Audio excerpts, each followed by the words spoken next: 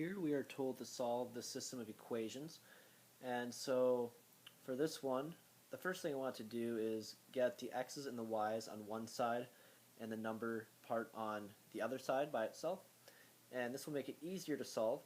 So if I look at the left equation, I need to add 2y to both sides and I need to subtract x from both sides.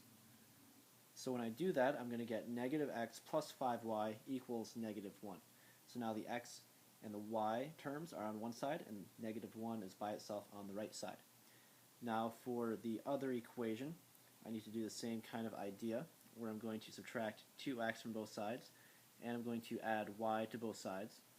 So when I do that on the left side, I'm going to get a 1x and then I'm going to get a plus y, and then it's going to equal a negative 1. So these are my two equations. I'm going to put them together on top of each other so that I can work with them easier. So here is my system of equations, and notice I have a negative x and a positive x. So if I add these two equations together, these will cancel. I'm left with a 6y equals a negative 2.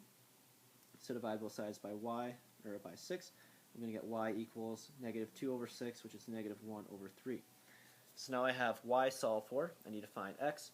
So I can just plug y back into any of my equations that I have at the beginning. So I'm going to plug it in probably into this equation right here, the x plus y equals negative 1. So when I plug that in, I'm going to get x and then plus a negative 1/3, or x minus 1/3, equals a negative 1. So I add 1/3 to both sides. I'm going to get x equals negative 1 plus 1/3 is going to give me a negative 2/3.